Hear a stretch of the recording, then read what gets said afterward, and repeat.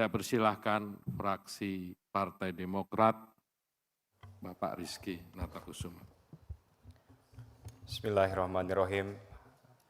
Pendapat akhir mini fraksi Partai Demokrat, Dewan Perwakilan Rakyat Republik Indonesia terhadap rancangan undang-undang tentang perubahan atas Undang-Undang Nomor 34 Tahun 2004 tentang Tentara Nasional Indonesia. Disampaikan oleh Rizky Aulia Rahman Natakusuma, nomor anggota A565. Assalamualaikum warahmatullahi wabarakatuh. Salam sejahtera bagi kita semua. Om Swastiastu, Namo Buddhaya, salam kebajikan, Demokrat bersama rakyat.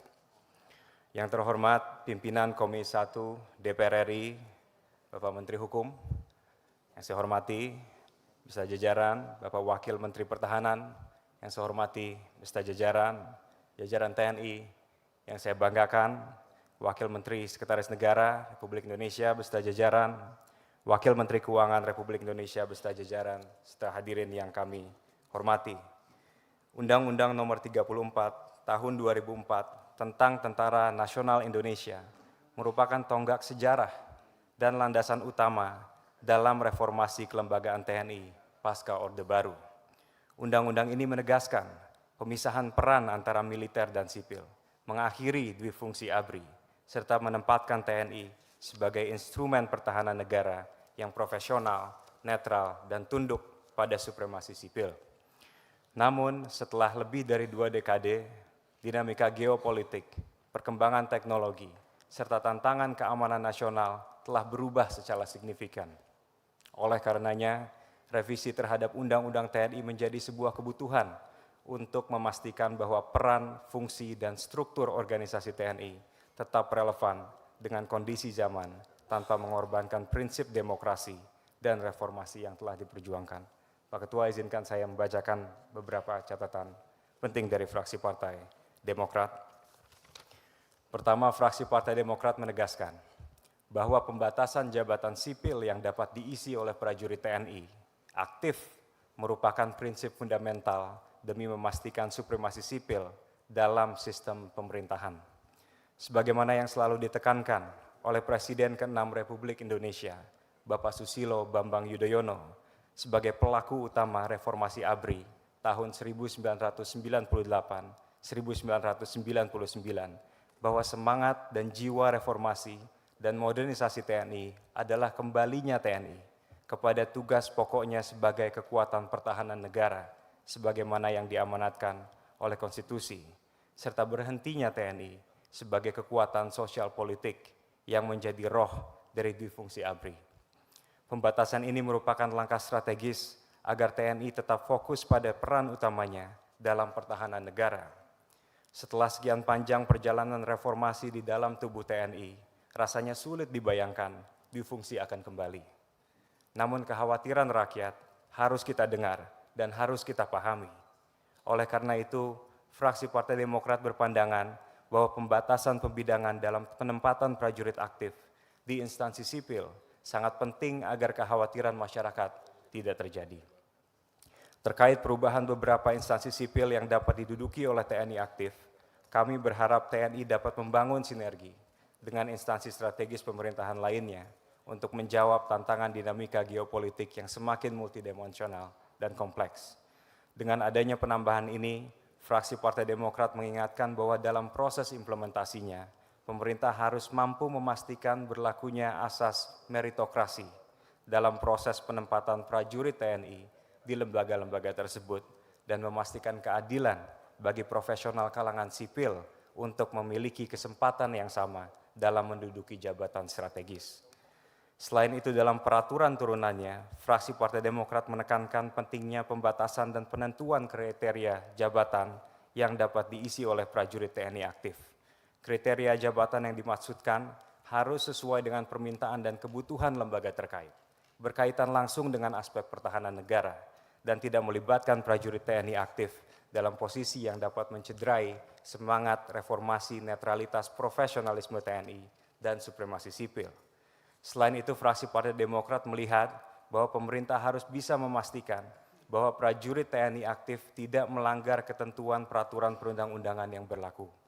sebagaimana yang telah ditertuang dalam pasal 47 ayat 2, prajurit TNI yang menduduki jabatan sipil lain di luar ketentuan ini agar dapat mengundurkan diri atau pensiun dari dinas aktif keprajuritan. Kedua, terkait penambahan ketentuan dalam operasi militer selain perang. Saat ini kita dihadapkan dengan kondisi dinamika ancaman nasional yang semakin meluas. TNI telah mengambil berbagai peran sentral, tidak hanya dalam operasi militer perang, tetapi juga dalam berbagai operasi perbantuan selain perang. Pembebasan sandera pembajakan di Somalia, upaya repatriasi WNI di daerah konflik dan bencana, dan distribusi logistik bantuan internasional pada saat COVID-19. Berdasarkan pertimbangan tersebut dan demi memberikan kepastian hukum dalam pelaksanaan tugas pokok TNI di kemudian hari, maka fraksi Partai Demokrat dapat memahami rasionalisasi penambahan tugas OMSP dalam rancangan perubahan pertama Undang-Undang TNI. Peran dan pelibatan TNI dalam penambahan tugas OMSP harus didefinisikan secara jelas dalam peraturan turunannya agar tidak terjadi tumpang tindih dengan kewenangan institusi lain yang secara spesifik bertanggung jawab dalam bidang-bidang tersebut. Ketiga, terkait perubahan ketentuan usia pensiun prajurit. Fraksi Partai Demokrat mengingatkan bahwa perubahan usia pensiun harus diimbangi dengan mekanisme kaderisasi yang sehat dan perencanaan manajemen sumber daya manusia yang matang. Dibutuhkan grand planning dalam hal manajemen sumber daya prajurit dan penyesuaian pada sistem perekrutan atau jalur masuk TNI agar postur usia produktif dalam tubuh TNI dapat terjaga. Hal ini penting agar kebijakan ini tidak menimbulkan stagnasi karir bagi perwira muda dan perwira menengah. Terkait perpanjangan usia pensiun bagi prajurit TNI yang menduduki jabatan fungsional, fraksi Partai Demokrat memandang hal ini bisa menjadi langkah yang baik, namun harus diikuti dengan adanya batasan yang jelas dan spesifikasi yang ketat. Seyogianya, perpanjangan usia pensiun bagi jabatan fungsional harus diiringi dengan ketentuan seperti keahlian khusus yang tidak mudah tergantikan, kemampuan yang masih sangat dibutuhkan untuk mendukung kesiapan tempur dan operasional, dan minimnya regenerasi atau ketersediaan tenaga pengganti pada posisi tersebut.